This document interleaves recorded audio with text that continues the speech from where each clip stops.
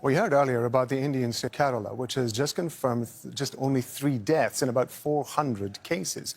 Alexia O'Brien reports on how it's taken action to keep the infection from spreading. Kerala has its picturesque backwaters and pristine beaches.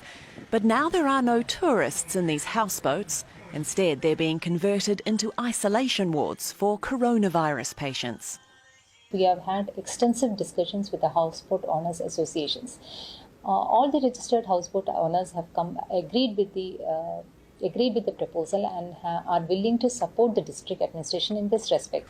Some of India's first confirmed cases of the virus were here in Kerala, as some of the millions who work overseas returned home. At one point, Kerala had the most cases in India.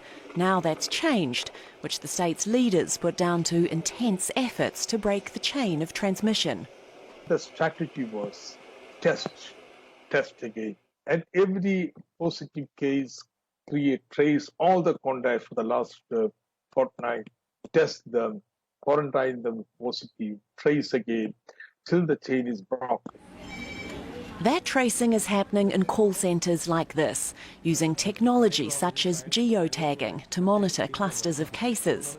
We had to follow up 10,000 people, nearly 10,000 people, every day to know whether they are developing any symptoms or not.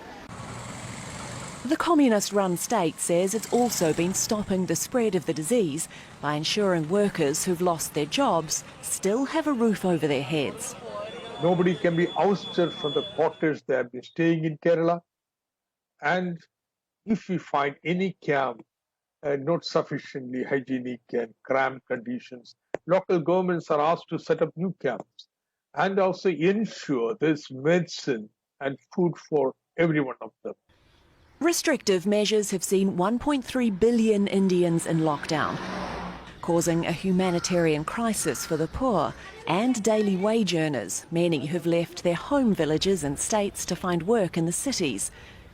Some, such as these in the capital New Delhi, say they haven't eaten for a week before police helped them. I used to work in weddings and parties, but now everything's stopped. Back in Kerala, the annual monsoon rains are due in a few weeks, and the fevers that often come with them could make fighting the coronavirus more complicated. Alexia O'Brien, Al Jazeera. A lockdown's been announced in Sudan's capital, Khartoum, for the next 3 weeks. The decision was made